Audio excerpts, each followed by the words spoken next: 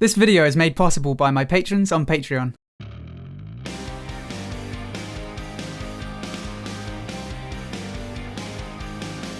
Hello everyone, my name is Xiomaro and welcome back to Battlerite. So, as a lot of you may have noticed, I took a bit of a break from Battlerite. Well, over the last week, I've been making a concerted effort to get back into the game, and while I'm obviously not experiencing it in the same way as a first-time player, it's still been an interesting experience. As I'm sure you're all aware, Battlerite hasn't been doing particularly well in terms of player retention since its free-to-play launch last year, despite getting off to a pretty good start. There are a ton of reasons why that might be. For example, I think the game's unforgiving nature had a big part to play in the initial drop-off. People like games that make them feel good, and Battlerite flies in the face of that logic and sometimes feels like a big slap in the face every time you screw up. In a game like Overwatch, I can feel like I played pretty well, but then later take a look at a replay and realize, oh no, I played trash. That's why we lost. But most people won't review their footage, so the vast majority of people kind of just tootle along thinking they're decent players. Meanwhile, in Battlerite, all you have to do is press tab and see how little you actually contributed to a game. Or maybe you space in and queue and inevitably die very fast, and of course, there are no respawns, and in both situations, you're under no illusions that you suck. Sure, there are some people in the community who think they're being held back by their teammates or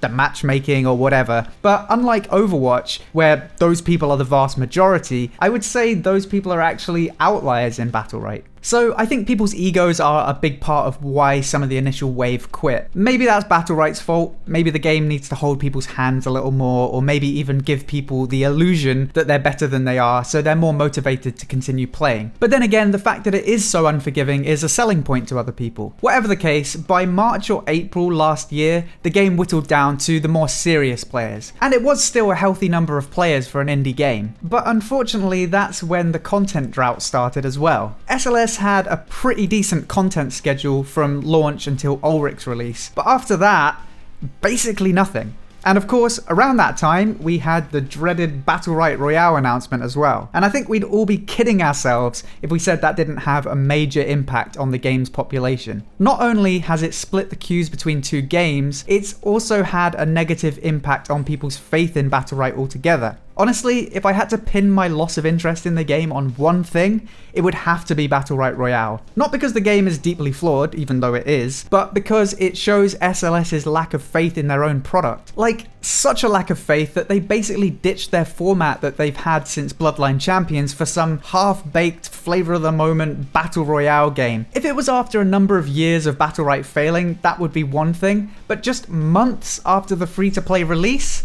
That was just sad to experience. I tried to stay positive about the future of the game and Battlerite Royale, and well, I know Battlerite Royale is still in early access, but the player numbers right now are worse than Arena's have ever been. They're literally half of Arena's lowest ever numbers. That's actually atrocious. I'm not sure what SLS's motivations were for creating Battlerite Royale, but I think they've got to be feeling some serious regret right now. And honestly, returning to Battlerite Royale feels even worse than when I first tried it. Literally, the apex strategy in Battlerite Royale is to be a vulture. And it's clear that most people know that now. Because of the time to kill, it's actually the smartest and safest strategy too. Why fight someone when you're both on full health and risk getting vultured yourself when you can bumble into an ongoing fight and kill two people with half health and no cooldowns? You'd be stupid not to play that way. In other Royale games, the time to kill is really short, so you can end engagements fast and vulturing isn't a big problem. In Battlerite, a fight can easily last over a minute if you're evenly matched, and every second you're fighting is another opportunity to be vultured.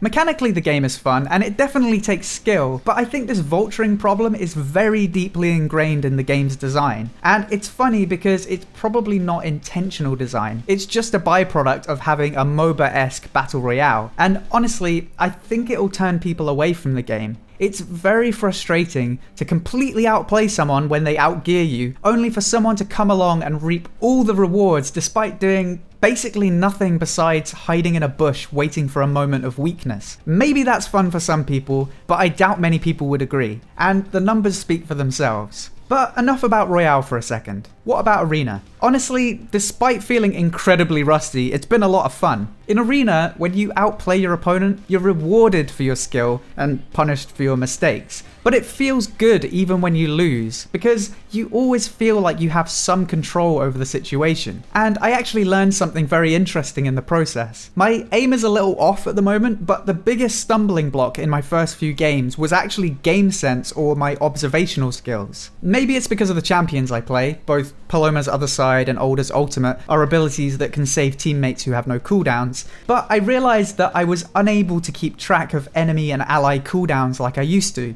I've never been the most mechanically sound player, but I still do okay, and actually I think my ability to track cooldowns did actually carry me to some extent. So while I'm relearning that, I feel pretty trash. The other thing I've noticed is that I keep getting hit by abilities that I just don't see coming. I'll just be minding my own business and kablam! Sniped in the face. It's actually kind of hilarious because those abilities are really loud and obvious, but when you're rusty, you get so focused on aiming and other stuff that you totally neglect the obvious incoming death bullet. And it's probably a common problem for people who are new to the game. So I'm kinda experiencing the game like a new player in that respect. And that made me realize just how important it is to look at the bigger picture while playing Battlerite. It's easy to get bogged down in outplaying one opponent only to be dominated by their teammate because you're not paying them enough attention. It's definitely a good lesson for people who are struggling in lower ranks. Maybe your aim is actually fine, and what's holding you back is a lot more cerebral than raw mechanics. Coming back to the game after around a month or two of relative inactivity, the game feels fun, but it's literally the same game I left, aside from a few balance changes. It's a really great game that feels like it's been frozen in time for the last 8 months.